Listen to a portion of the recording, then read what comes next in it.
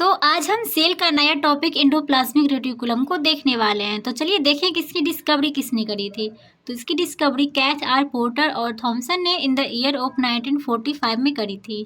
अब हमारा endoplasmic reticulum है क्या? तो ये एक नेटवर्क है ट्यूबुलर और फ्लैट वेसिकुलर स्ट्रक्चर का, जो कि हमारी साइटोप्लाज्म के अंदर प्रेजेंट होता है।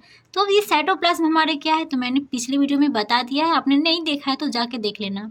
तो साइटोप्लाज्म क्या है, बेसिकली ये हमारा ट्रांसपेरेंट फ्लूइड है जो कि हमारी सेल के अंदर पाया जाता है, और साइटोप्लाज्म में ही हमारी सेल के सारे ऑर्गेनेल्स प्रेजेंट होते हैं। आगे हमारा tubules is filled with endoplasmic matrix, यानी हमारी जो एंडोप्लाज्मिक रेटिकुलम की ट्यूब्यूल्स है, यानी फ्लैट और वेसिकुलर ट्यूब्यूल जो है वो अंदर से भरा होता है, किससे? एंडोप्लाज्मिक मैट्रिक्स से। ओके, आगे हमारा एंडोप्लाज्मिक रेटिकुलम जो है स्टार्ट होता है पेरीन्यूक्लियर स्पेस से और कंटिन्यू रहता है सेल मेम्ब्रेन तक। तो इन सारी चीज़ों को अब हम डायग्राम में देखते हैं। ये हमारा रफ डायग्राम है एंडोप्लाज्मिक रेटिकुलम का। तो ये जो आप बीच में देख रहे हो ये हमारा न्यूक्लियस, और यहाँ से जहाँ हमारा ये एंडोप्लाज्मिक रेटिकुलम स्टार्ट हुआ है, ये जो गैप है ये हमारा कहलाता है पेरीन्यूक्लियर स्पेस, जहाँ से कि हमारा एंडोप्लाज्मिक रेटिकुलम स्टार्ट होता है और ये कंटिन्यू रहता है सेल मेम्ब्रेन तक। आगे बात कर लें तो ये हमारे एंडोप्लाज्मिक रेटिकुलम का ट्यूब्यूल्स, ये जो ट्यूब्यूल्स है ये भरा होता है एंडोप्लाज्मिक मैट्रिक्स से। तो एंडोप्लाज्मिक रेटिकुलम जो बेसिकली दो टाइप का है, एक रफ है और दूसरा स्मूथ है। तो रफ और स्मूथ एंडोप्लाज्मिक रेटिकुलम है क्या? तो वैसे एंडोप्लाज्मिक रेटिकुलम जिसके सरफेस पे राइबोसोम अटैच होता है, ये जो आप डॉट डॉट देख रहे हो ये हमारा राइबोसोम है। जिस एंडोप्लाज्मिक रेटिकुलम के सरफेस पे राइबोसोम अटैच होता है वो हमारा रफ एंडोप्लाज्मिक रेटिकुलम कहलाता है। और इसका काम क्या हो जाता है, ये जो राइबोसोम है वो बेसिकली प्रोटीन को सिंथेसिस करता है, उसकी पैकेजिंग और प्रोसेसिंग करता है। तो फिर क्या होता है, जितने सारे प्रोटीन बनता है इस रफ एंडोप्लाज्मिक रेटिकुलम से, उससे क्या होता है टारगेट सेल तक पहुंचाना होता है हमारी बॉडी में, हमारी सेल में, जहाँ पे प्रोटीन की नीड है। तो उसके लिए क्या होता है ना, एंडोप्लाज्मिक रेटिकुलम एक ये बर्ड लाइक स्ट्रक्चर बनाती है जो कि धीरे धीरे यहाँ से टूटती है। रेटिकुलम जो ये वेसिकल बनाती है ये धीरे धीरे क्या होती है, ट्रांसपोर्ट होती है। ट्रांसपोर्ट होकर ये हमारी टारगेट सेल तक पहुँचती है। सेम उसी तरह हमारी जो स्मूथ एंडोप्लाज्मिक रेटिकुलम है, इस पे जो है राइबोसोम अटैच नहीं होता है, इसलिए हम इसे स्मूथ कहते हैं। इसकी सरफेस जो है स्मूथ होती है। इसका काम क्या है, तो ये लिपिड और स्टेरॉयड हार्मोन को सिंथेसिस करता है और सिक्रीट करता है। सेम उसी तरह से ये भी वेसिकल बनाते हैं और सारे लिपिड और हार्मोन, स्टेरॉयड हार्मोन वगैरह क्या होता है टारगेट सेल तक वेसिकल के थ्रू पहुंचाया जाता है। नेक्स्ट टॉपिक है हमारा टाइप्स ऑफ एंडोप्लाज्मिक रेटिकुलम। तो ये बेसिकली हमारा दो टाइप का होता है, कि स्मूथ एंडोप्लाज्मिक रेटिकुलम और दूसरा रफ।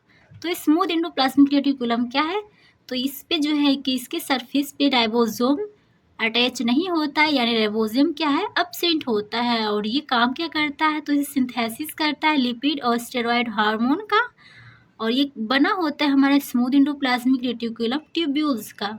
आगे है हमारा कि स्मूथ एंडोप्लाज्मिक रेटिकुलम जो है वो प्रेजेंट कहाँ होता है, तो हमारा ये स्मूथ एंडोप्लाज्मिक रेटिकुलम है उसी सेल में प्रेजेंट होता है जिससे कि लिपिड और स्टेरॉयड हार्मोन वगैरह की नीड होती है, यानी वैसे सेल जो कि इन सारी चीज़ों को सिक्रीट करता है, प्रोड्यूस करता है। तो उसके लिए हमारे वहाँ पे स्मूथ एंडोप्लाज्मिक रेटिकुलम होना बहुत ही ज़रूरी है। तो आ जाता है हमारा एडिपोज सेल, लिबर cell, muscle cell, interstitial cell जो कि टेस्टिस का है। तो इन सारे सेल में जो है हमारे स्मूथ एंडोप्लाज्मिक रेटिकुलम पाया जाता है, क्योंकि वहाँ पे उसे फंक्शन करने के लिए जो है कि लिपिड और स्टेरॉयड हार्मोन वगैरह की ज़रूरत पड़ती है। नेक्स्ट पॉइंट है हमारा रफ एंडोप्लाज्मिक रेटिकुलम। तो इसके सरफेस पे जो है राइबोसोम अटैच होता है, इसलिए हम इसे रफ एंडोप्लाज्मिक रेटिकुलम कहते हैं। इसका काम है प्रोटीन को सिंथेसिस करना, प्रोसेसिंग करना और पैकेजिंग करके आगे ट्रांसपोर्ट करना, ताकि जो प्रोटीन है वो आगे टारगेट सेल तक पहुंच सके और सेल का जो है एक्टिविटी परफॉर्म हो सके आगे।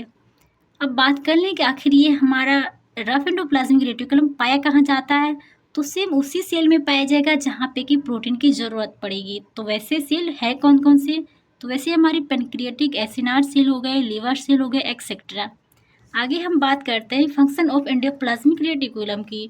तो मैंने अभी भी बता ही दिया कि फंक्शन क्या है, तो उन्हीं चीज़ों को मैंने यहाँ पे थोड़ा सा लिख दिया है। तो हमारा जो रफ एंडोप्लाज्मिक रेटिकुलम है वो क्या करता है, प्रोटीन को सिंथेसिस करता है, पैकेजिंग करता है और प्रोसेसिंग करके आगे ट्रांसपोर्ट करता है ताकि हमारे टारगेट सेल तक पहुंच के वो अपना फंक्शन परफॉर्म कर सके। आगे जो है हमारा स्मूथ एंडोप्लाज्मिक रेटिकुलम सिंथेसिस करता है लिपिड को, स्टेरॉयड हार्मोन को और ग्लाइकोजन को। नेक्स्ट है मसल कॉन्ट्रैक्शन, यानी हमारे जो एंडोप्लाज्मिक रेटिकुलम है वो मसल को कॉन्ट्रैक्ट करने का भी काम करती है, क्योंकि हमारे जो एंडोप्लाज्मिक रेटिकुलम है वो कहा जाता है सार्कोप्लाज्मिक रेटिकुलम। वो कब कहा जाएगा, तो मसल में जो एंडोप्लाज्मिक रेटिकुलम पाया जाता है उसे हम कहते हैं सार्कोप्लाज्मिक रेटिकुलम, और उस रेटिकुलम का काम होता है मसल को कॉन्ट्रैक्ट करने का। आई होप कि आपने ये वीडियो अच्छा लगा होगा। सो मिलते हैं अगले वीडियो में, तब तक के लिए बाय बाय, टेक केयर।